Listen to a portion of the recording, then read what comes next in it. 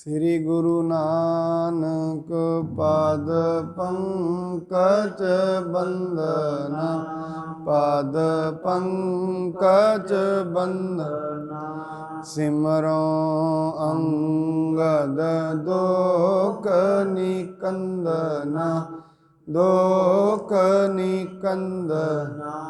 ਅਮਰਦਾਸ ਗੁਰ ਹਿਰਦੈ ਧਿਆਵੋ, ਹਿਰਦੈ ਧਿਆਵੋ। ਸ਼੍ਰੀ ਗੁਰੂ ਰਾਮਦਾਸ ਗੁਣ ਗਾਵੋ, ਸ਼੍ਰੀ ਗੁਰੂ ਰਾਮਦਾਸ ਗੁਣ ਗਾਵੋ। ਗੁਰੂ ਅਰਜਨ ਬਿਗਨਨ ਕੇ ਨਾਸ਼ਕ, ਬਿਗਨਨ ਕੇ ਨਾਸ਼ਕ। ਗੁਰੂ ਹਰਿਗੋਬਿੰਦ ਸ਼ੁਭ ਮਤ ਪ੍ਰਕਾਸ਼ਕ, ਸ਼ੁਭ ਮਤ ਪ੍ਰਕਾਸ਼ਕ। ਗੁਰੂ ਹਰਿ ਰਾਇ ਨਮੋ ਕਰ ਜੋਰੀ, ਨਮੋ ਕਰ ਜੋਰੀ। ਗੁਰੂ ਹਰਿ ਕ੍ਰਿਸ਼ਨ ਮਨਾਇ ਬਹੋਰੀ, ਮਨਾਇ ਬਹੋਰੀ।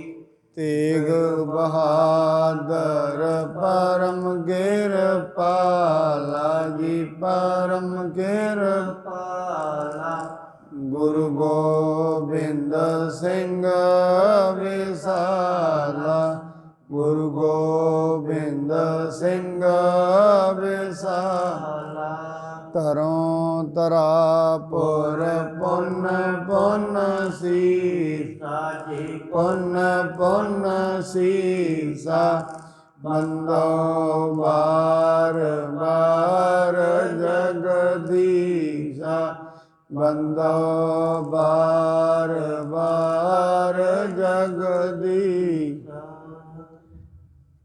ਸ਼੍ਰੀ ਗੁਰੂ ਗ੍ਰੰਥ ਸਾਹਿਬ ਮਹਾਰਾਜ ਜੀ ਦੀ ਪਾਵਨ ਮੁਕੱਦਸ ਹਜ਼ੂਰੀ ਅੰਦਰ ਲੱਗੇ ਦਰਬਾਰ ਅੰਦਰ ਜੁੜ ਬੈਠੇ ਸਤ ਸੰਗੀ ਜਨੋ, ਆਪ ਜੀ ਸਤ ਸੰਗਤ ਦੇ ਵਿੱਚ ਜੁੜ ਬੈਠੇ ਹੋ। ਕਿਉਂਕਿ ਗੁਰਬਾਣੀ ਦੇ ਅਨੁਸਾਰ ਜਿਹੜੀ ਇਹ ਧਰਤੀ ਹੈ, ਇਹ ਧਰਮ ਕਮਾਉਣ ਦਾ ਸਥਾਨ ਹੈ। ਇਸ ਵਿੱਚ ਧਰਤੀ ਥਾਪ ਰੱਖੀ ਧਰਮਸਾਲ। ਇਹ ਜਿਹੜੀ ਧਰਤੀ ਇਹ ਧਰਮਸ਼ਾਲ ਹੈ। ਇੱਥੇ ਜੇ ਤੇ ਧਰਮ ਕਮਾਇਆ ਗਿਆ ਫਿਰ ਤੇ ਉਹ ਮਨੁੱਖ ਪ੍ਰਵਾਨ ਹੈ। ਜੇ ਧਰਮ ਨੂੰ ਛੱਡ ਕੇ ਕੁਝ ਹੋਰ ਕਰਦਾ ਰਿਹਾ ਫਿਰ ਉਹ ਪ੍ਰਵਾਨ ਨਹੀਂ ਹੈ। ਪ੍ਰਵਾਨਗੀ ਉਹਨੂੰ ਹੈ ਜਿਹੜਾ ਸਣ ਨਿਸਣਿਆ ਜਾਂਦਾ ਹੈ। ਪ੍ਰਵਾਨਗੀ ਉਹਦੀ ਪੈਣੀ ਹੈ ਕਿਉਂਕਿ ਧਰਮਸਾਲ 'ਚ ਬੈਠੇ ਆ। ਧਰਮਸਾਲ ਦੇ ਵਿੱਚ ਰਹਿ ਕੇ ਜੇ ਧਰਮ ਦਾ ਕਰਮ ਨਹੀਂ ਕੀਤਾ ਫਿਰ ਪਾਪ ਹੋ ਜਾਂਦਾ ਹੈ। ਔਰ ਪਾਪ ਕਰਮ ਦੀ ਮੁੱਖ ਨੂੰ ਸਜ਼ਾ ਮਿਲਦੀ ਹੈ, ਭੁਗਤਣੀ ਪੈਂਦੀ ਹੈ ਹਰੇਕ ਕਰਮ ਦੀ। ਭਾਵੇਂ ਉਹ ਕਰਮ ਮਨ ਨਾਲ ਕੀਤਾ ਗਿਆ ਹੋਏ, ਭਾਵੇਂ ਤਨ ਨਾਲ ਕੀਤਾ ਗਿਆ ਹੋਏ, ਭਾਵੇਂ ਜ਼ੁਬਾਨ ਨਾਲ ਕੀਤਾ ਗਿਆ ਹੋਏ। ਕੀਤੇ ਗਏ ਕਰਮ ਦਾ ਫਲ ਮਨੁੱਖ ਨੂੰ ਭੁਗਤਣਾ ਪੈਂਦਾ ਹੈ। ਉਹ ਵੱਖਰੀ ਗੱਲ ਹੈ, ਭੁਗਤੇਗਾ ਕਦੋਂ, ਕਦੋਂ ਉਹ ਸਮਾਂ ਆਏਗਾ ਇਹ ਨਿਸ਼ਚਿਤ ਨਹੀਂ ਹੈ। ਪਰ ਇਹ ਜ਼ਰੂਰ ਨਿਸ਼ਚਿਤ ਹੈ ਫਲ ਮਿਲਦਾ ਜ਼ਰੂਰ ਹੈ ਕਰਮ ਦਾ, ਚੰਗੇ ਦਾ ਵੀ ਤੇ ਮਾੜੇ ਦਾ ਵੀ। ਕਿਉਂਕਿ ਵੱਡੀ ਵਡਿਆਈ ਜਾਂ ਸੱਚ ਨਿਆਓ, ਇਹ ਧਰਤੀ ਦੇ ਉੱਤੇ ਜਿਹੜਾ ਨਿਆਂ ਹੈ ਉਹ ਸਦੀਵੀ ਸੱਚਾ ਹੈ। ਸਦਾ ਤੋਂ ਇਹ ਨਿਆਂ ਬਣਿਆ ਹੋਇਆ ਹੈ। ਉਹਦਾ ਇਹ ਨਿਆਂ ਹੈ। ਚੰਗਿਆਂ ਨੂੰ ਬਾਦਸ਼ਾਹੀਆਂ ਨੇ, ਧਰਮ ਕਮਾਉਣ ਵਾਲਿਆਂ ਦੀ ਜੈ ਜੈਕਾਰ ਇਸੇ ਧਰਤੀ ਤੇ ਹੁੰਦੀ ਹੈ ਤੇ ਹੰਕਾਰੀਆਂ ਤੇ ਨਿੰਦਕਾਂ ਨੂੰ ਦੰਡ ਵੀ ਇਸੇ ਧਰਤੀ ਤੇ ਮਿਲਿਆ ਹੈ। ਇਤਿਹਾਸ ਤਵਾਰੀਖਾਂ ਇਸ ਚੀਜ਼ ਦੀਆਂ ਗਵਾਹ ਹਨ। ਗੁਰਬਾਣੀ ਇਸ ਚੀਜ਼ ਦੀ ਗਵਾਹ ਹੈ। ਇਸ ਧਰਤੀ ਤੇ ਪਾਪੀਆਂ ਨੂੰ, ਕੁਕਰਮੀਆਂ ਨੂੰ, ਨਿੰਦਕਾਂ ਨੂੰ, ਚੋਰਾਂ ਨੂੰ, ਜਿਨ੍ਹਾਂ ਨੇ ਮਨ ਕਰਕੇ ਕਿਸੇ ਦਾ ਮਾੜਾ ਕੀਤਾ, ਤਨ ਕਰਕੇ ਕੀਤਾ, ਜ਼ੁਬਾਨ ਕਰਕੇ ਕੀਤਾ, ਉਹਨਾਂ ਨੂੰ ਸਜ਼ਾਵਾਂ ਪਿੱਛੇ ਭੂਤਕਾਲ ਵਿੱਚ ਵੀ ਮਿਲੀਆਂ ਨੇ, ਅੱਜ ਵੀ ਮਿਲਣਗੀਆਂ, ਭਵਿੱਖ ਵਿੱਚ ਵੀ ਮਿਲਣਗੀਆਂ।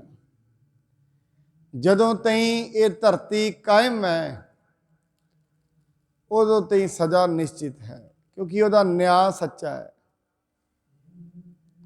ਸੱਚੜਾ ਨਿਆਓ ਕਰੋਗ ਮਸੂਲਾ। ਜਿਹੜਾ ਨਿਆਂ ਪਰਮਾਤਮਾ ਦਾ ਹੈ ਉਹ ਸੱਚਾ ਹੈ, ਤੇ ਉਸ ਨਿਆਂ ਦੇ ਅਧੀਨ, ਉਸ ਹੁਕਮ ਦੇ ਅਧੀਨ ਮਨੁੱਖ ਨੂੰ ਸਜ਼ਾ ਭੁਗਤਣੀ ਪੈਂਦੀ ਹੈ। ਆਪਾਂ ਕੱਲ੍ਹ ਤਾਈਂ ਇਹ ਸ਼ਰਵਣ ਕੀਤਾ ਸੀ, ਗੁਰੂ ਅਮਰਦਾਸ ਜੀ ਮਹਾਰਾਜ ਗੁਰੂ ਰਾਮਦਾਸ ਜੀ ਨੂੰ ਗੁਰਤਾ ਗੱਦੀ ਦਿੰਦੇ ਨੇ ਤੇ ਆਪਣੇ ਦੋਵੇਂ ਪੁੱਤਰਾਂ ਨੂੰ ਕਹਿੰਦੇ ਨੇ, ਤੁਸੀਂ ਗੁਰੂ ਰਾਮਦਾਸ ਦੇ ਚਰਨੀ ਪੈ ਜਾਓ। ਵੱਡੇ ਪੁੱਤਰ ਬਾਬਾ ਮੋਹਨ ਜੀ ਥੋੜੇ ਅਲਮਸਤ ਸੁਭਾਅ ਦੇ ਨੇ, ਉਹਨਾਂ ਇਨਕਾਰ ਕਰ ਦਿੱਤਾ। ਛੋਟੇ ਪੁੱਤਰ ਬਾਬਾ ਮੋਹਰੀ ਜੀ ਉਹ ਚਰਨੀ ਪੈ ਗਏ ਹਨ। ਆਓ ਜਿਵੇਂ ਹੁਣ ਅੱਗੇ ਕਥਾ ਚੱਲਦੀ ਹੈ, ਬੜੇ ਪ੍ਰੇਮ ਅਦਬ ਸਤਿਕਾਰ ਨਾਲ ਬੈਠ ਕੇ ਸ਼ਰਵਣ ਕਰੀਏ। ਆਰੰਭ ਕਰਨ ਤੋਂ ਪਹਿਲਾਂ ਗੁਰੂ ਜੀ ਵੱਲੋਂ ਬਖਸ਼ੇ ਹੋਏ ਗੁਰਮੰਤਰ ਨਾਲ ਸਾਂਝ ਪਾਈਏ। ਸਤਨਾਮ ਸ਼੍ਰੀ ਵਾਹਿਗੁਰੂ ਸਾਹਿਬ ਜੀ। ਸਤਨਾਮ ਸ਼੍ਰੀ ਵਾਹਿਗੁਰੂ ਸਾਹਿਬ ਜੀ।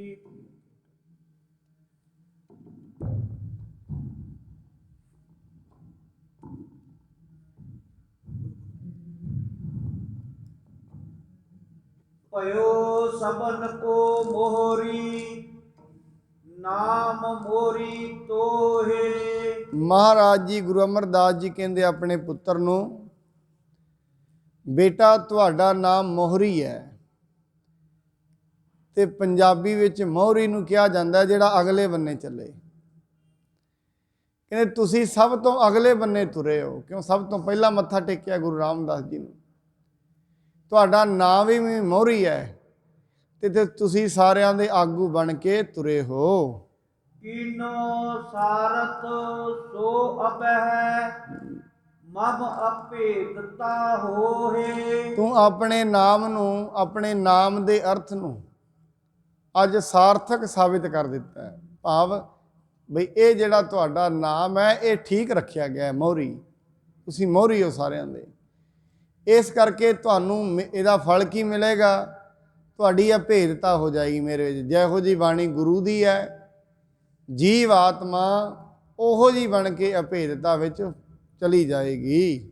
21 ਕੁਲ ਹੋਏ ਸੰਤ ਉਧਾਰੇ, ਤੁਮਨੇ 42 ਜਗ ਨਿਸਤਾਰੇ। ਕਿਸੇ ਦੀ ਕੁੱਲ ਦੇ ਵਿੱਚ ਜੇ ਇੱਕ ਸੰਤ ਹੋ ਜਾਏ, ਇੱਕ ਬੰਦਗੀ ਵਾਲਾ ਹੋ ਜਾਏ, ਤੇ ਗੁਰੂ ਸਾਹਿਬ ਕਹਿੰਦੇ ਨੇ 21 ਕੁੱਲਾਂ ਤਰਦੀਆਂ ਨੇ।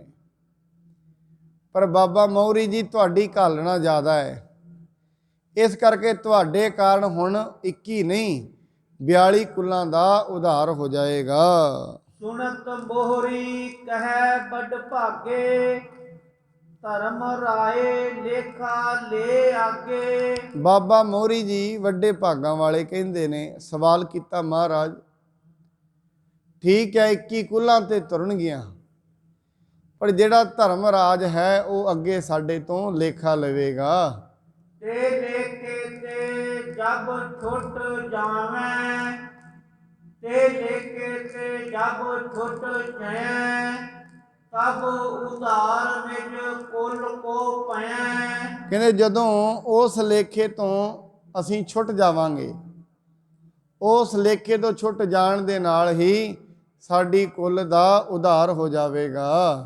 ਸੁਣ ਗੁਰ ਕਹਿਓ ਅਛਤ ਮਨ ਤੋਹੀ, ਲੇਖਾ ਦਿਓ ਚੁਕਾਏ ਜੇ ਹੋਹੀ। ਮਹਾਰਾਜ ਕਹਿੰਦੇ ਨੇ ਭਾਈ ਤੈਨੂੰ ਲੇਖੇ ਦੀ ਚਿੰਤਾ ਲੈਣ ਦੀ ਲੋੜ ਨਹੀਂ, ਕਿਉਂਕਿ ਤੁਸੀਂ ਸਾਡੇ ਪੁੱਤਰ ਹੋ। ਅਸੀਂ ਆਪਣੇ ਜਿਉਂਦੇ ਜੀ ਰਹਿੰਦਿਆਂ ਹੀ ਧਰਮ ਰਾਜ ਦੇ ਸਾਰੇ ਲੇਖੇ ਨੂੰ ਮੁਕਾ ਦਿੱਤਾ ਹੈ। ਧਰਮ ਰਾਏ ਕੇ ਨਿਕਟ ਨਾ ਜੋ ਹੋ, ਪੰਥ ਅਪਰ ਹੀ ਹਮ ਡਿਗ ਐ ਹੋ। ਮਹਾਰਾਜ ਕਹਿੰਦੇ ਤੁਸੀਂ ਧਰਮ ਰਾਏ ਦੇ ਕੋਲ ਨਹੀਂ ਜਾਓਗੇ, ਤੁਹਾਡਾ ਉੱਤੇ ਲੇਖਾ ਜੋਖਾ ਨਹੀਂ ਹੋਏਗਾ।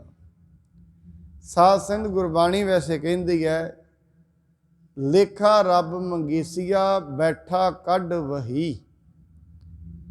ਹਰੇਕ ਮਨੁੱਖ ਨੂੰ ਲੇਖਾ ਦੇਣਾ ਪੈਣਾ, ਅਮਲ ਸਿਰਾਨੂੰ ਲੇਖਾ ਦੇਣਾ। ਹਰੇਕ ਮਨੁੱਖ ਨੂੰ ਆਪਣੇ ਕੀਤੇ ਹੋਏ ਕਰਮਾਂ ਦਾ ਲੇਖਾ ਦੇਣਾ ਪੈਂਦਾ ਹੈ, ਕਿਉਂਕਿ ਕੀਤਾ ਹੋਇਆ ਕਰਮ ਸੰਸਕਾਰ ਬਣ ਜਾਂਦਾ ਹੈ। ਉਹ ਸੰਸਕਾਰ ਹੌਲੀ ਹੌਲੀ ਮਨੁੱਖ ਦਾ ਸੁਭਾਅ ਆਦਤ ਬਣ ਜਾਂਦਾ ਹੈ, ਉਹਦੀ ਜੀਵ ਆਤਮਾ ਦੇ ਵਿੱਚ ਉਹ ਸੰਸਕਾਰ ਬਣ ਜਾਂਦੇ ਨੇ। ਇਸ ਕਰਕੇ ਮਨੁੱਖ ਨੂੰ ਲੇਖਾ ਦੇਣਾ ਪੈਂਦਾ ਹੈ। ਜੋ ਕੁਝ ਵੀ ਮਨੁੱਖ ਕਰ ਰਿਹਾ ਹੈ, ਹਰੇਕ ਚੀਜ਼ ਦਾ ਉਤੋਂ ਲੇਖਾ ਲਿਆ ਜਾਣਾ ਹੈ। ਚੰਗਾ ਜੋ ਕਰੇਗਾ ਉਹਦਾ ਉਹਨੂੰ ਮਿਲੇਗਾ, ਮਾੜੇ ਦਾ ਉਤੋਂ ਲਿਆ ਜਾਣਾ। ਜੇ ਅੱਜ ਕਿਉਂਕਿ ਇਹ ਧਰਤੀ ਜਿਹੜੀ ਹੈ, ਇਹ ਜਗ ਸੱਚੇ ਕੀ ਹੈ ਕੋਠੜੀ, ਸੱਚੇ ਕਾ ਵਿਸ਼ਵਾਸ। ਮੈਂ ਪਹਿਲਾਂ ਵੀ ਬੇਨਤੀ ਕੀਤੀ, ਇਹ ਧਰਤੀ ਕੋਈ ਆਮ ਨਹੀਂ ਹੈ। ਇਹ ਦੁਨੀਆ ਤੇ ਰਾਜ ਸਦੀਵੀ ਧਰਮ ਦਾ ਰਿਹਾ ਹੈ। ਇਸ ਦੁਨੀਆ ਤੇ ਸਦਾ ਤੋਂ ਲੈ ਕੇ ਅੱਜ ਤਾਈਂ ਜੈ ਜੈਕਾਰਾਂ ਧਰਮੀਆਂ ਦੀਆਂ ਹੋ ਰਹੀਆਂ ਨੇ। ਭਾਵੇਂ ਅੱਜ ਤੋਂ ਹਜ਼ਾਰਾਂ ਸਾਲ ਪਿਛਲਾ ਇਤਿਹਾਸ ਫੋਲ ਕੇ ਵੇਖੋ, ਇੱਥੇ ਇਸ ਧਰਤੀ ਤੇ ਹਰਨਾਕਸ਼ ਨੂੰ ਮਾਨ ਨਹੀਂ ਮਿਲਿਆ, ਭਗਤ ਪ੍ਰਹਿਲਾਦ ਨੂੰ ਮਿਲਿਆ ਹੈ। ਇਸ ਧਰਤੀ ਤੇ ਅਭਿਮਾਨੀਆਂ ਨੂੰ ਮਾਨ ਨਹੀਂ ਮਿਲਿਆ, ਇਸ ਧਰਤੀ ਤੇ ਮਾਨ ਮਿਲਿਆ ਭਗਤ ਨਾਮਦੇਵ ਨੂੰ। ਇਹੀ ਧਰਤੀ ਹੈ ਉਹ। ਇਸ ਧਰਤੀ ਤੇ ਯੁਧਿਸ਼ਟਰ ਰਾਣਾ ਨੂੰ ਮਾਨ ਮਿਲਿਆ, ਅਭਿਮਾਨੀ ਤੇ ਹੰਕਾਰੀ ਦੁਰਯੋਧਨ ਨੂੰ ਨਹੀਂ ਮਿਲਿਆ। ਦੁਰਯੋਧਨ ਨੂੰ ਮੁੱਕੀ ਖਾਣੀ ਪਈ ਹੈ। ਇਸ ਕਰਕੇ ਸ਼ੁਰੂ ਤੋਂ ਲੈ ਕੇ ਅੱਜ ਤਾਈਂ ਇਸ ਧਰਤੀ ਤੇ ਮਾਣ ਧਰਮ ਦਾ ਹੈ, ਰਾਜ ਧਰਮ ਦਾ ਹੈ। ਝੂਠ ਇੱਕ ਵਾਰੀ ਚੱਲਦਾ ਤੇ ਹੈ, ਤੇ ਜਦੋਂ ਝੂਠ ਚੱਲਦਾ ਲੋਕੀ ਸੋਚਦੇ ਨੇ ਸ਼ਾਇਦ ਰਾਜ ਝੂਠ ਦਾ ਹੀ ਰਹੀ ਜਾਣਾ, ਜਿੱਤ ਝੂਠ ਦੀ ਹੋਣੀ ਹੈ, ਪਰ ਐਸਾ ਨਹੀਂ ਹੁੰਦਾ। ਝੂਠ ਇੱਕ ਵਾਰੀ ਵੱਧਦਾ ਤੇ ਲੱਗਦਾ ਹੈ, ਫਿਰ ਐਸਾ ਡਿੱਗਦਾ ਫਿਰ ਸਾਰੀ ਉਮਰ ਉੱਠਦਾ ਹੀ ਨਹੀਂ। ਬਾਣੀ ਦਾ ਫਰਮਾਨ ਹੈ, ਕੂੜ ਨਿਖੁੱਟੇ ਨਾਨਕਾ ਓੜਕ ਸੱਚ ਰਹੀ। ਅੰਤ ਨੂੰ ਸੱਚ ਦਾ ਰਾਜ ਇਹ ਦੁਨੀਆ ਤੇ ਰਹਿਣਾ, ਕਿਉਂਕਿ ਧਰਮ ਤੇ ਇਸ ਵਿੱਚ ਧਰਤੀ ਥਾਪ ਰੱਖੀ ਧਰਮਸਾਲ। ਇਹ ਦੁਨੀਆ ਤਾਂ ਹੀ ਚੱਲ ਰਹੀ ਹੈ, ਇੱਥੇ ਧਰਮ ਹੈ, ਧਰਮ ਦਾ ਰਾਜ ਹੈ। ਜੇ ਕਿਤੇ ਧਰਮ ਦਾ ਰਾਜ ਨਾ ਹੁੰਦਾ, ਇਹ ਦੁਨੀਆ ਦੀ ਸ਼ਕਲ ਐਸੀ ਨਹੀਂ ਸੀ ਹੋਣੀ। ਸਾਧ ਸੰਗਤ, ਦੁਨੀਆ ਦੇ ਚੱਲਣ ਦਾ ਕਾਰਨ ਧਰਮ ਹੈ।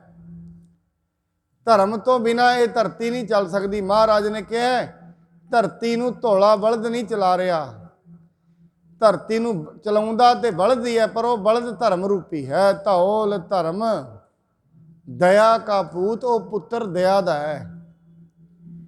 ਇਸ ਧਰਤੀ ਤੇ ਧਰਮ ਦਾ ਰਾਜ ਰਿਹਾ ਸ਼ੁਰੂ ਤੋਂ।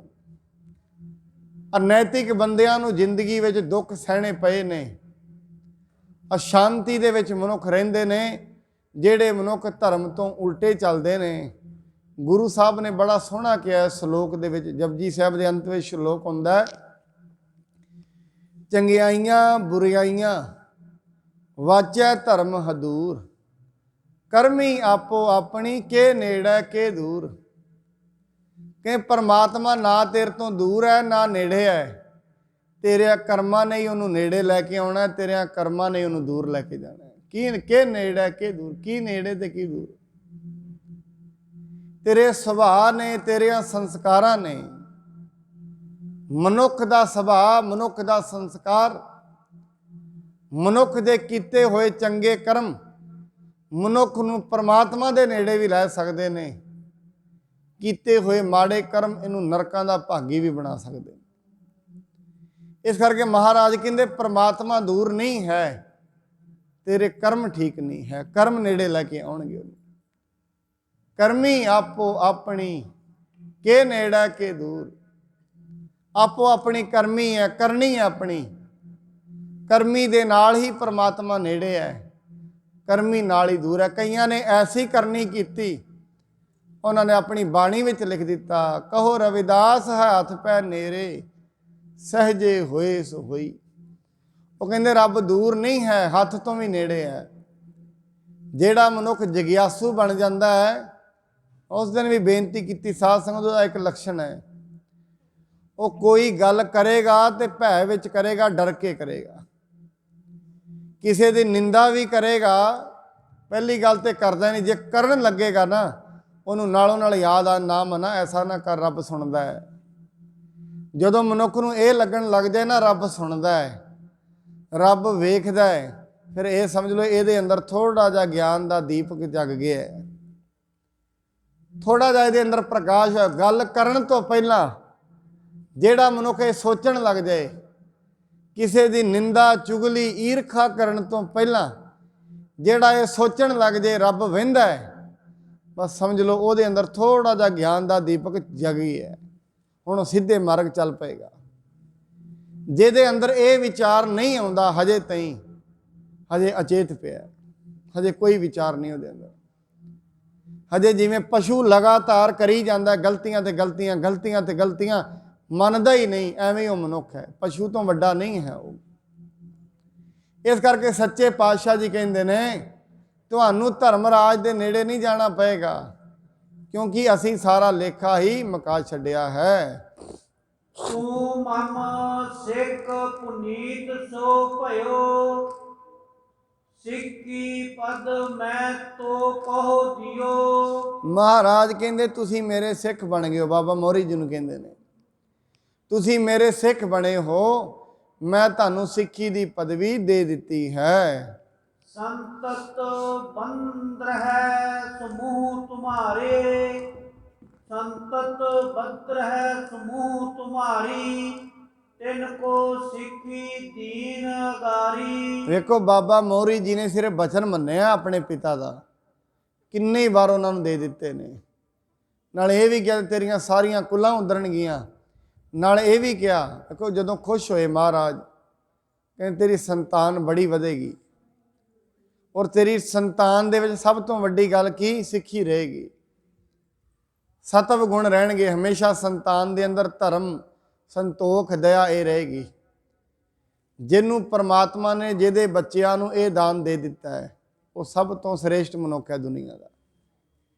ਜਿਹਦੀ ਸੰਤਾਨ ਨੂੰ ਪਰਮਾਤਮਾ ਨੇ ਦਇਆ, ਧਰਮ, ਸਤ, ਸੰਤੋਖ ਦਿੱਤਾ ਹੈ, ਜਿਹਦਾ ਬੱਚਾ ਸੱਚਾਈ ਤੇ ਚੱਲਦਾ ਹੈ, ਸੰਤੋਖ ਦੇ ਰਾਹ ਚੱਲ ਪਿਆ, ਉਹ ਤੋਂ ਵੱਡਾ ਮਨੁੱਖ ਨਹੀਂ ਹੈ ਦੁਨੀਆ ਤੇ। ਐਸਾ ਪਿਤਾ ਵੀ ਧਨ ਹੈ, ਐਸੀ ਮਾਂ ਵੀ ਧਨ ਹੈ, ਜਿਹਨੂੰ ਰੱਬ ਨੇ ਇਹ ਗੁਣ ਦੇ ਦਿੱਤਾ ਹੈ। ਹੁੰਦਾ ਵਿਰਲਿਆਂ ਕੋਲ ਹੈ, ਸਾਰਿਆਂ ਕੋਲ ਨਹੀਂ ਹੁੰਦਾ। ਸੰਤੋਖ ਤੇ ਕੋਈ ਕੋਈ ਤੁਰਦਾ ਹੈ, ਉਹਦੀ ਸੰਤਾਨ ਤੁਰੇਗੀ ਜਿਹੜਾ ਖੁਦ ਤੁਰਿਆ ਹੈ। ਹਾਂ, ਇਹ ਹੋ ਸਕਦਾ ਕਈ ਵਾਰੀ ਉਸ ਕੁੱਲ ਦਾ ਭਾਗ ਜਗਾਉਣ ਦੇ ਲਈ ਕੋਈ ਬਾਹਰੋਂ ਕੋਈ ਰੂਹ ਚੰਗੀ ਆ ਜਾਏ, ਉਹ ਫਿਰ ਮਾਂ-ਬਾਪ ਨੂੰ ਵੀ ਨਾਲ ਲਾ ਲੈਂਦੀ ਹੈ। ਸਤ, ਸੰਤੋਖ, ਦਇਆ, ਧਰਮ, ਜਿਹਦੀ ਕੁੱਲ ਦੇ ਵਿੱਚ ਇਹ ਆ ਗਏ, ਜਿਹਦੇ ਬੱਚੇ ਦੇ ਵਿੱਚ ਇਹ ਆ ਗਏ, ਉਹਨੂੰ ਫਿਰ ਧਨ ਕਮਾਉਣ ਦੀ ਲੋੜ ਨਹੀਂ ਹੈ। ਆਮ ਇੱਕ ਦੁਨੀਆ ਦੇ ਵਿੱਚ ਕਹਾਵਤ ਹੈ, ਪੁੱਤਰ ਹੋਏ ਸੁਪੁੱਤਰ ਤੋਂ ਕਿਉਂ ਧਨ ਸੰਚੇ, ਪੁੱਤਰ ਹੋਏ ਕਪੁੱਤਰ ਤੋਂ ਕਿਉਂ ਧਨ ਸੰਚੇ। ਜੇ ਪੁੱਤਰ ਸਪੁੱਤਰ ਬਣ ਗਿਆ ਫਿਰ ਪੈਸਾ ਕਮਾਉਣ ਦੀ ਲੋੜ ਨਹੀਂ ਹੈ, ਉਹਨੇ ਆਪਣੇ ਆਪ ਕਮਾ ਲੈਣਾ ਹੈ। ਜੇ ਪੁੱਤਰ ਕਪੁੱਤਰ ਬਣ ਗਿਆ ਫਿਰ ਵੀ ਇਕੱਠਾ ਕਰਨ ਦੀ ਲੋੜ ਨਹੀਂ ਹੈ, ਕਿਉਂਕਿ ਜਿਹੜਾ ਉਹਨੇ ਇਕੱਠਾ ਕੀਤਾ ਹੈ ਸਾਰਾ ਖਤਮ ਕਰ ਦੇਣਾ ਹੈ। ਬੜੇ ਬੜੇ ਲੋਕ ਵੱਡਾ ਵੱਡਾ ਧਨ ਇਕੱਠਾ ਕਰਕੇ ਜਾਂਦੇ ਨੇ, ਔਲਾਦਾਂ ਪਿੱਛੋਂ ਸਿਰ ਬਿਲਕੁਲ ਧਰਾਤਲ ਤੇ ਲੈ ਆਉਂਦੀਆਂ ਨੇ। ਕਾਰਨ ਕੀ? ਉਸ ਕੁੱਲ ਦੇ ਵਿੱਚ ਧਨ ਤੇ ਆਇਆ, ਸੰਤੋਖ ਨਹੀਂ ਆਇਆ, ਧਰਮ ਨਹੀਂ ਆਇਆ। ਜਿਨ੍ਹਾਂ ਦਿਆਂ ਘਰਾਂ ਦੇ ਵਿੱਚੋਂ ਧਰਮ ਚਲਾ ਗਿਆ ਹੈ, ਝੂਠ ਦਾ ਬੋਲ ਬਾਲਾ ਹੈ, ਜ਼ਿਆਦਾ ਦਿਨ ਉੱਥੇ ਲక్ష్ਮੀ ਵੀ ਨਹੀਂ ਟਿਕੇਗੀ, ਪੈਸਾ ਨਹੀਂ ਟਿਕੇਗਾ ਉੱਥੇ, ਜ਼ਿਆਦਾ ਦਿਨ ਨਹੀਂ ਆਏਗਾ। ਬਸ ਨੇੜੇ ਹੀ ਹੈ ਕੰਮ। ਹੌਲੀ ਹੌਲੀ ਇਹ ਕੁੱਲ ਨਹੀਂ, ਇਹ ਵਾਲੀ ਪੀੜ੍ਹੀ ਨਹੀਂ, ਅਗਲੀ ਪੀੜ੍ਹੀ 'ਚ ਮੁੱਦਾ ਵਗ ਜਾਂਦਾ ਕੰਮ। ਕਿਉਂਕਿ ਜਿੱਥੋਂ ਧਰਮ ਗਿਆ ਉੱਥੋਂ ਸਾਰਾ ਕੁਝ ਹੀ ਗਿਆ। ਜਿੱਥੇ ਧਰਮ ਨਹੀਂ ਹੈ ਉੱਥੇ ਚੀਖਾਂ ਨੇ, ਉੱਥੇ ਬਰਕਤਾਂ ਨਹੀਂ, ਉੱਥੋਂ ਸਾਰਾ ਕੁਝ ਹੌਲੀ ਹੌਲੀ ਘਾਟਾ ਹੀ ਘਾਟਾ ਉੱਡ ਜਾਂਦਾ ਹੈ।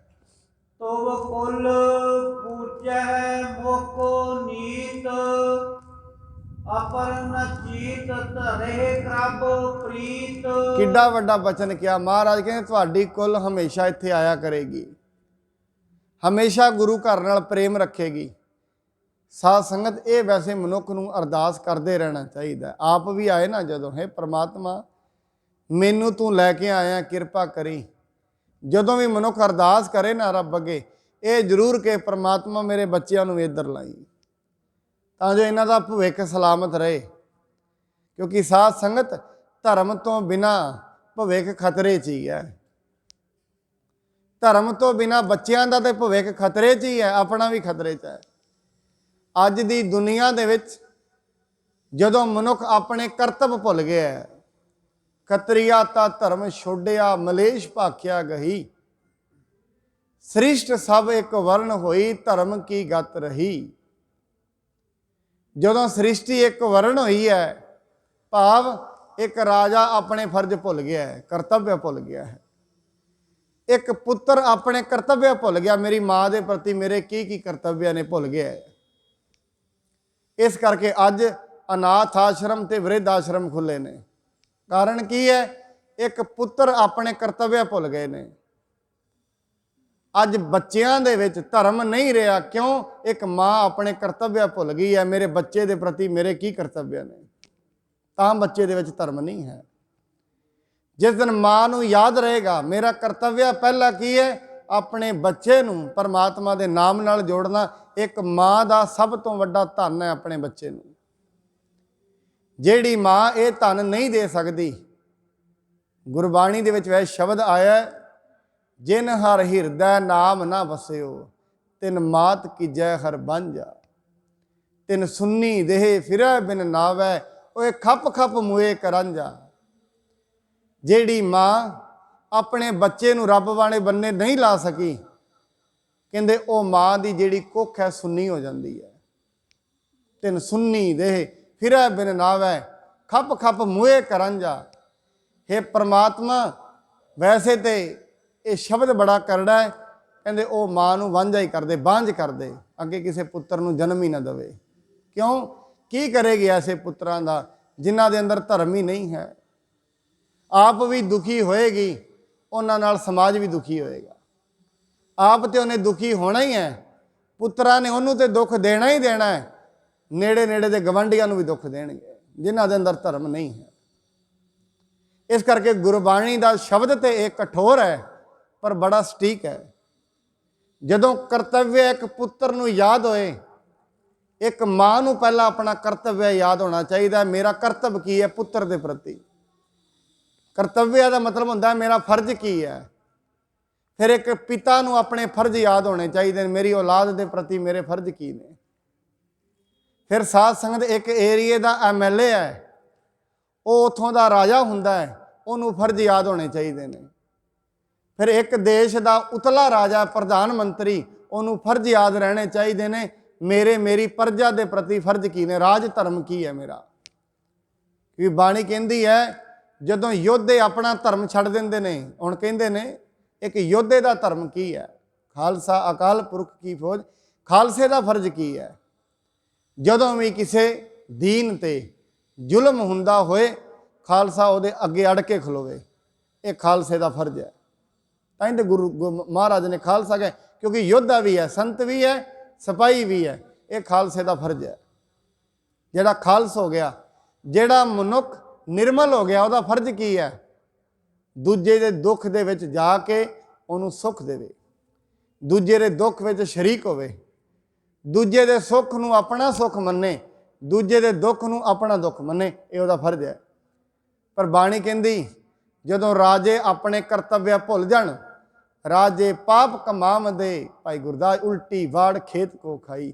ਜਦੋਂ ਵਾੜਾ ਉਲਟੀਆਂ ਖੇਤਾਂ ਨੂੰ ਖਾਣ ਲੱਗ ਜਾਣ, ਫਿਰ ਉਹ ਖੇਤ ਸਲਾਮਤ ਨਹੀਂ ਰਹਿੰਦੇ। ਸਾਧ ਸੰਗਤ, ਜਦੋਂ ਰਾਖੇ ਹੀ ਫਸਲਾਂ ਨੂੰ ਉਜਾੜਨ ਲੱਗ ਜਾਣ ਫਿਰ ਉਹ ਦੇਸ਼ ਸਲਾਮਤ ਨਹੀਂ ਰਹਿੰਦਾ। ਮੈਂ ਕਈ ਵਾਰੀ ਕਿਹਾ, ਜਦੋਂ ਇੱਕ ਦੇਸ਼ ਦਾ ਰਾਜਾ ਆਪਣਾ ਫਰਜ਼ ਭੁੱਲ ਜਾਏਗਾ, ਉਸ ਦੇਸ਼ ਵਿੱਚ ਬੇਰੁਜ਼ਗਾਰੀ ਆ ਜਾਏਗੀ, ਉਸ ਦੇਸ਼ ਦੇ ਵਿੱਚ ਹਾਹਾਕਾਰ ਮਚ ਜਾਏਗੀ, ਮਹਿੰਗਾਈ ਹੱਦ ਤੋਂ ਵੱਧਦੀ ਹੋ ਜਾਏਗੀ। ਕਿਉਂ?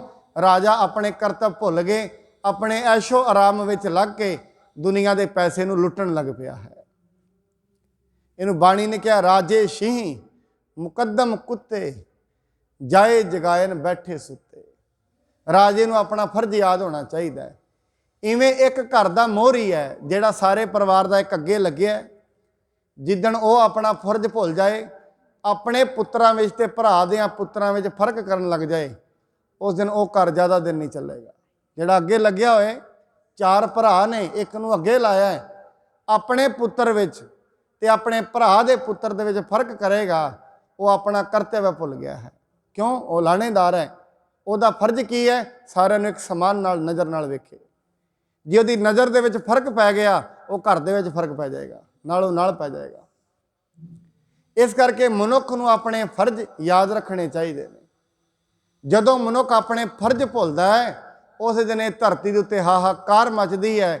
ਜਦੋਂ ਮਨੁੱਖ ਸਵਾਰਥੀ ਹੋ ਜਾਂਦਾ ਹੈ, ਇਹ ਦੁਨੀਆ ਦੇ ਉੱਤੇ ਫਿਰ ਜਿਹੜਾ ਕਲਯੁਗ ਹੈ ਉਹ ਆ ਜਾਂਦਾ ਹੈ।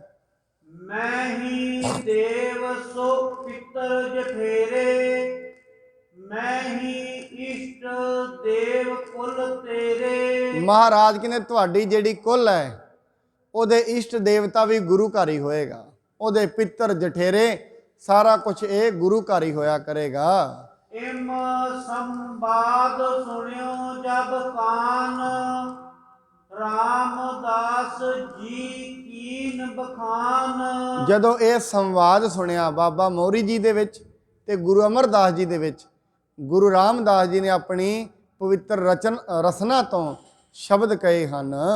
ਅਧਿਕ ਪ੍ਰੇਮ ਲੋਚਨ ਜਲ ਛਾਵਾ, ਗੁਰ ਚਰਿਤਰ ਹੇਰਤ ਬਿਸਮਾਵਾ। ਕਹਿੰਦੇ ਉਹਨਾਂ ਦੀਆਂ ਅੱਖਾਂ ਦੇ ਵਿੱਚ ਗੁਰੂ ਸਾਹਿਬ ਜੀ ਨੂੰ ਵੇਖ ਕੇ ਜਲ ਛਾ ਗਿਆ, ਕਿਉਂਕਿ ਪ੍ਰੇਮ ਬੜਾ ਕਰਦੇ ਨੇ। ਔਰ ਜਿੱਥੇ ਪ੍ਰੇਮ ਹੁੰਦਾ ਹੈ, ਕਿਉਂਕਿ ਪ੍ਰੇਮ ਦੇ ਵਿੱਚ ਇੱਕ ਐਸਾ ਮੌਕਾ ਵੀ ਹੁੰਦਾ ਜਿੱਥੇ ਸ਼ਬਦ ਖਤਮ ਹੋ ਜਾਂਦੇ ਨੇ, ਸਿਰਫ ਅਥਰੂਆਂ ਨਾਲ ਹੀ ਗੱਲ ਚੱਲਦੀ ਹੈ। ਇਹ ਅਥਰੂ ਵੀ ਇੱਕ ਭਾਸ਼ਾ ਹੈ। ਜਦੋਂ ਮਨੁੱਖ ਹੱਦ ਤੋਂ ਜ਼ਿਆਦਾ ਦੁੱਖ ਨਹੀਂ ਨਾ ਸਹਿਣ ਕਰ ਸਕਦਾ, ਫਿਰ ਉਹ ਅਥਰੂਆਂ ਦੇ ਨਾਲ ਦੱਸਦਾ ਹੈ, ਜਦੋਂ ਬਿਆਨ ਤੋਂ ਪਰੇ ਹੋ ਜਾਏ ਗੱਲ। ਇਵੇਂ ਜਦੋਂ ਜਿਹੜਾ ਪ੍ਰੇਮ ਹੈ ਇਹ ਬਿਆਨ ਤੋਂ ਪਰੇ ਹੋ ਜਾਏ, ਗੱਲਾਂ ਤੋਂ ਪਰੇ ਹੋ ਜਾਏ, ਫਿਰ ਉਹ ਅਥਰੂਆਂ ਨਾਲ ਦੱਸਿਆ ਜਾਂਦਾ ਹੈ। ਇਸ ਕਰਕੇ ਜਦੋਂ ਕੋਈ ਚੀਜ਼ ਮਨੁੱਖ ਤੋਂ ਵਿਛੜਦੀ ਹੈ ਉਹ ਰੋਂਦਾ ਹੈ। ਰੋਣ ਦਾ ਕਾਰਨ ਕੀ? ਹੁਣ ਜਿਹੜੀ ਉਹਦੇ ਅੰਦਰ ਦੀ ਭਾਵਨਾ ਹੈ ਉਹ ਸ਼ਬਦਾਂ ਨਾਲ ਨਹੀਂ ਕਹੀ ਜਾ ਸਕਦੀ, ਤਾਂ ਉਹਦੀਆਂ ਅੱਖਾਂ 'ਚੋਂ ਅਥਰੂ ਆ ਰਹੇ ਨੇ। ਹੁਣ ਕਈ ਵਾਰੀ ਮਨੁੱਖ ਨੂੰ ਕਾਮਯਾਬੀ ਮਿਲਦੀ ਹੈ, ਜ਼ਿੰਦਗੀ 'ਚ ਕਦੇ ਵਾਰੀ ਸੋਚਿਆ ਵੀ ਨਹੀਂ ਹੁੰਦਾ ਏਡੀ ਵੱਡੀ ਮਿਲੇਗੀ, ਉਦੋਂ ਵੀ ਉਹਦੀ ਅੱਖਾਂ 'ਚੋਂ ਅਥਰੂ ਆ ਜਾਂਦੇ ਨੇ। ਕਿਉਂ? ਹੁਣ ਉਹ ਜਿਹੜੀ ਉਹਦੀ ਦਸ਼ਾ ਹੈ ਉਹ ਸ਼ਬਦਾਂ ਦੇ ਨਾਲ ਬਿਆਨ ਨਹੀਂ ਕਰ ਸਕਦਾ ਹੈ। ਸ੍ਰੀ ਪ੍ਰਭ ਮੁਝ ਸਿੱਖੀ ਪਦ ਦੀਜੈ, ਆਪ ਮੋਹਰੀ ਕੋ ਗੁਰ ਕੀਜੈ। ਮਹਾਰਾਜ ਜੀ ਨੂੰ ਪ੍ਰਸੰਨ ਵੇਖ ਕੇ ਗੁਰੂ ਰਾਮਦਾਸ ਜੀ ਕਹਿੰਦੇ ਨੇ, ਮਹਾਰਾਜ ਕਿਰਪਾ ਕਰੋ ਮੈਨੂੰ ਤੇ ਸਿੱਖੀ ਦੇ ਦਿਓ, ਗੁਰੂ ਬਾਬਾ ਮੋਹਰੀ ਜੀ ਨੂੰ ਬਣਾ ਦਿਓ। ਮਹਾਰਾਜ ਮੈਂ ਗੁਰੂ ਦੇ ਲਾਇਕ ਨਹੀਂ ਹਾਂ, ਮੈਨੂੰ ਤੇ ਵੇਖੋ ਸਾਧ ਸੰਗਤ, ਵਿਦਵਾਨ ਕਹਿੰਦੇ ਨੇ ਨਿਮਰਤਾ ਹੈ ਜਿਹੜੀ ਉਹ ਉਨਤੀ ਦਾ ਮਾਰਗ ਹੈ। ਕਿਸੇ ਨੇ ਜ਼ਿੰਦਗੀ ਵਿੱਚ ਸਫਲਤਾ ਲੈਣੀ ਹੈ ਨਾ, ਦੂਰ ਤਾਈਂ ਜਾਣਾ ਜੰਨੇ, ਤਰੱਕੀ ਕਰਨੀ ਹੈ ਜ਼ਿੰਦਗੀ 'ਚ, ਉਹਦੇ ਵਾਸਤੇ ਇੱਕ ਹੀ ਸਫਲਤਾ ਦੀ ਕੁੰਜੀ ਹੈ। ਇਹਨੂੰ ਗੁਰੂ ਨਾਨਕ ਸਾਹਿਬ ਨੇ ਆਪਣੀ ਬਾਣੀ 'ਚ ਬੜੀ ਵਾਰੀ ਖੋਲ੍ਹਿਆ ਹੈ। ਕਹਿੰਦੇ ਨੇ ਮਿੱਠਤ ਨੀਵੀਂ ਨਾਨਕਾ ਗੁਣ ਚੰਗਿਆਈਆਂ ਤਤ। ਸਭ ਤੋਂ ਵੱਡੀ ਸਫਲਤਾ ਦੀ ਕੁੰਜੀ ਨਿਮਰਤਾ ਹੈ। ਇਹਨੂੰ ਗੁਰੂ ਅਰਜਨ ਸਾਹਿਬ ਜੀ ਨੇ ਵੀ ਕਿਹਾ, ਗਰੀਬੀ ਗਦਾ ਹਮਾਰੀ, ਖੰਨਾ ਰੇਨ ਪਗ ਛਾਰੀ, ਤਿਸ ਆਗੇ ਕੋ ਨਾ ਟਿਕੈ ਵਿਕਾਰੀ। ਇਹਦੇ ਅੱਗੇ ਕੋਈ ਵਿਕਾਰੀ ਨਹੀਂ ਟਿਕਦਾ। ਇਸ ਕਰਕੇ ਸਿਆਣੇ ਮਨੁੱਖ ਕਹਿੰਦੇ ਨੇ ਨਿਮਰਤਾ, ਹੌਸਲਾ, ਧੀਰਜ ਇਹ ਉਨਤੀ ਦਾ, ਇਹ ਸਫਲਤਾ ਦਾ ਮਾਰਗ ਹੈ। ਇਹੀ ਗੁਣ ਗੁਰੂ ਰਾਮਦਾਸ ਜੀ ਦੇ ਵਿੱਚ ਭਰਪੂਰ ਹੈ।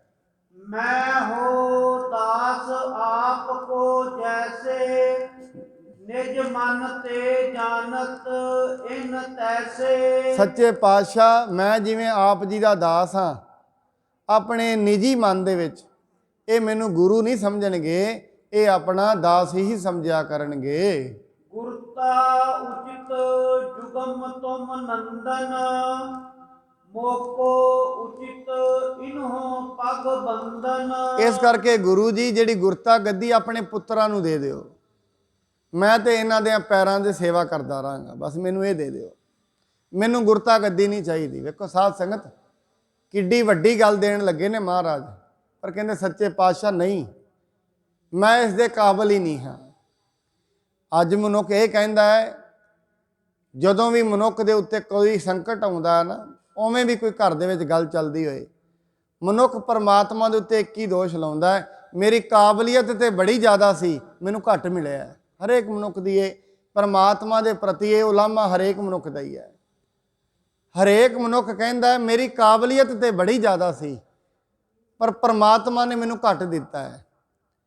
ਪਰ ਮਹਾਰਾਜ ਕਹਿੰਦੇ ਨੇ ਜਿਨ੍ਹਾਂ ਨੂੰ ਪਰਮਾਤਮਾ ਨੇ ਬਹੁਤ ਕੁਝ ਦਿੱਤਾ ਹੈ ਨਾ, ਉਹ ਕਹਿੰਦੇ ਪਰਮਾਤਮਾ ਮੇਰੀ ਇੰਨੀ ਕਾਬਲੀਅਤ ਹੀ ਨਹੀਂ ਸੀ ਜਿੰਨਾ ਕੁਝ ਤੂੰ ਮੈਨੂੰ ਦੇ ਦਿੱਤਾ ਹੈ। ਤੇਰਾ ਕੀਤਾ ਜਾਤੋ ਨਹੀਂ, ਮੈਨੂੰ ਜੋਗ ਕੀਤੋ ਹੀ। ਇਹ ਪਾਤਸ਼ਾਹ ਪਰਮਾਤਮਾ ਤੇਰਾ ਕੀਤਾ ਨਹੀਂ ਮੈਂ ਜਾਣ ਸਕਦਾ, ਮੈਨੂੰ ਇਤਨੇ ਜੋਗਾ ਬਣਾ ਦਿੱਤਾ ਤੂੰ।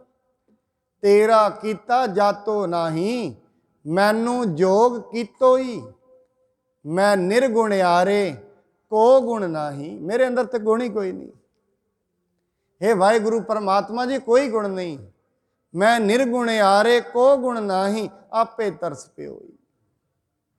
ਇਹ ਪਰਮਾਤਮਾ ਤੂੰ ਮੇਰੇ ਤੇ ਤਰਸ ਕੀਤਾ ਹੈ, ਮੈਨੂੰ ਬਹੁਤ ਵੱਡਾ ਮਰਤਬਾ ਦੇ ਦਿੱਤਾ ਹੈ, ਮੈਂ ਇਸ ਚੀਜ਼ ਦੇ ਕਾਬਲ ਨਹੀਂ ਸੀ। ਸ੍ਰੀ ਗੁਰ ਸੁਣਤ ਪ੍ਰਸੰਗ ਚਿਤਾਰਾ, ਹਮਨੇ ਦੇਨੋ ਹੁਤੋ ਤੁਮਾਰਾ। ਗੁਰੂ ਜੀ ਕਹਿੰਦੇ ਨਹੀਂ ਭਾਈ, ਮਹਾਰਾਜ ਨੇ ਜਦੋਂ ਗੁਰੂ ਰਾਮਦਾਸ ਜੀ ਦੇ ਬਚਨ ਸੁਣੇ ਨਾ, ਕਹਿੰਦੇ ਨਹੀਂ ਅਸੀਂ ਤੇ ਤੁਹਾਡਾ ਦੇਣਾ ਹੈ। ਆਪਣਾ ਬਚਨ ਯਾਦ ਆਇਆ, ਮਾਤਾ ਭਾਨੀ ਜੀ ਨੂੰ ਦਿੱਤਾ ਸੀ ਜਿਹੜਾ, ਅਸੀਂ ਤੇ ਤੁਹਾਨੂੰ ਇਹ ਦੇਣੀ ਸੀ, ਉਹ ਬਚਨ ਮਹਾਰਾਜ ਜੀ ਨੇ ਯਾਦ ਕਰ ਲਿਆ ਹੈ।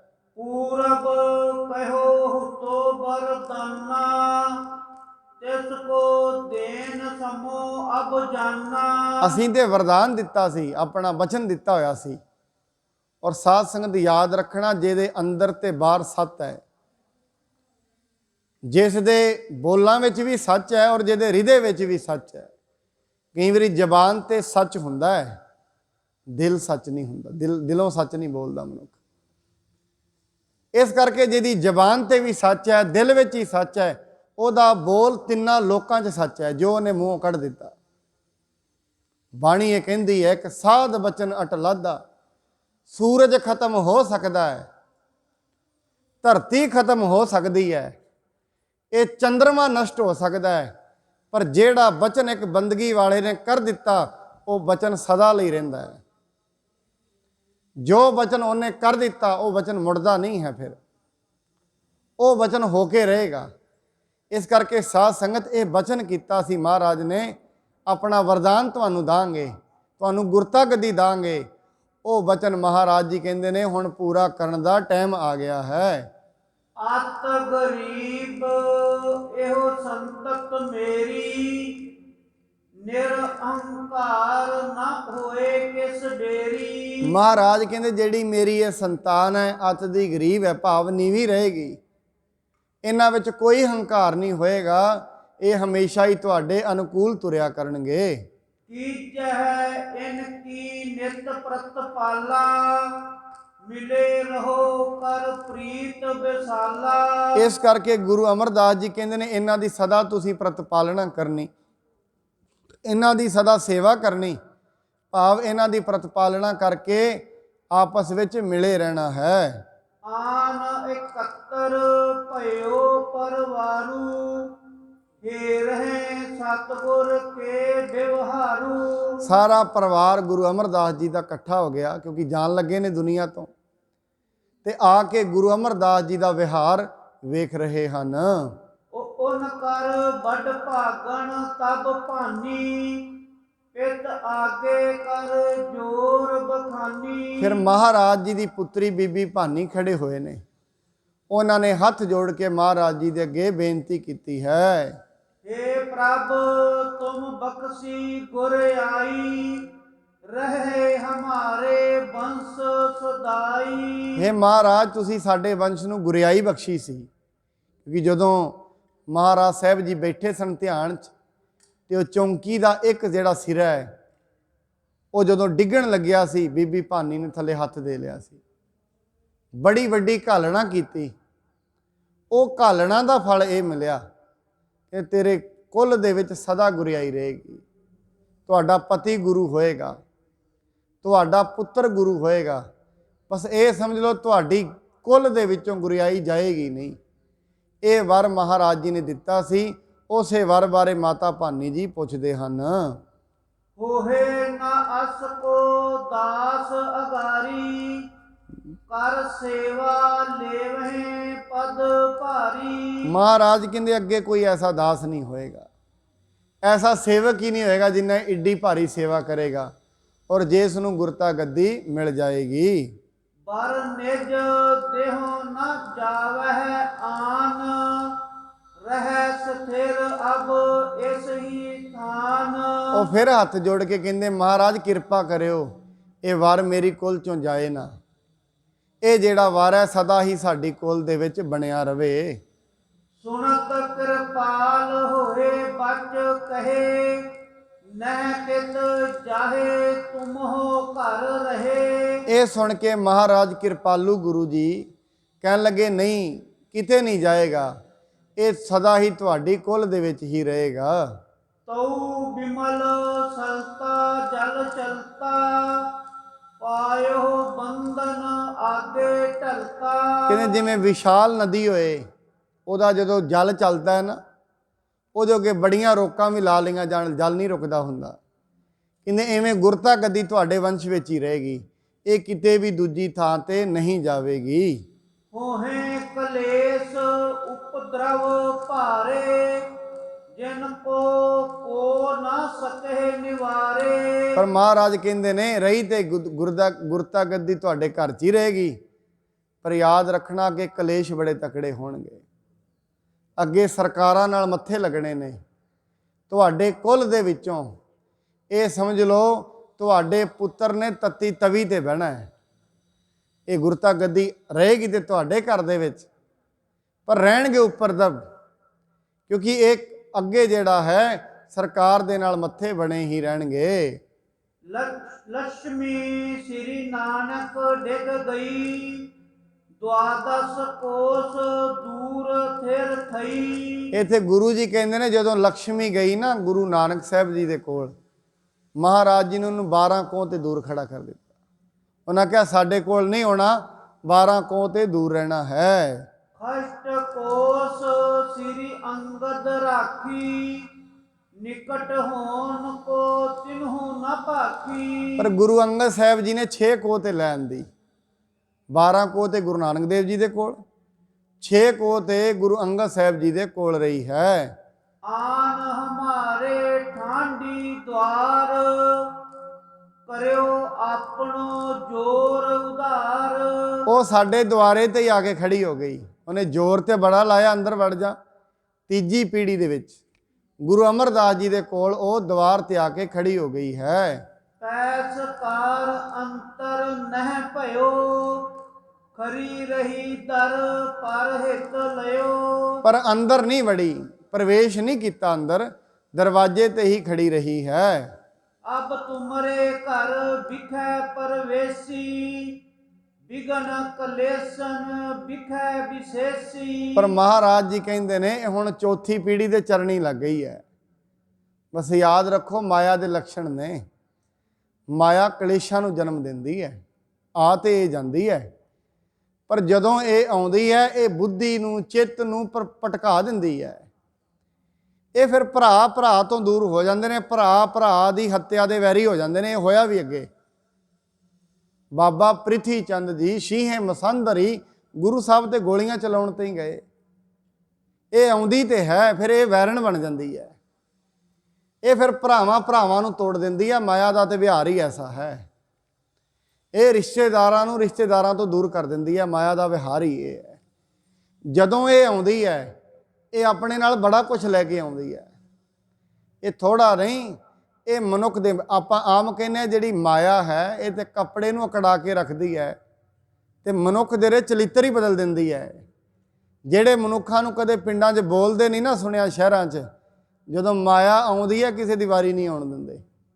ਐਸਾ ਵੀ ਹੈ ਸਾਧ ਸੰਗਤ, ਕਿਉਂਕਿ ਇਹਦੇ ਵਿੱਚ ਆਪਣੀ ਸ਼ਕਤੀ ਹੈ। ਮਾਇਆ ਵੀ ਇੱਕ ਸ਼ਕਤੀ ਹੈ। ਇਹ ਜਦੋਂ ਆਉਂਦੀ ਹੈ ਜੇਬ ਦੇ ਵਿੱਚ ਆਪਣੇ ਜ਼ੋਰ ਨੂੰ ਵਿਖਾ ਕੇ ਜਾਂਦੀ ਹੈ।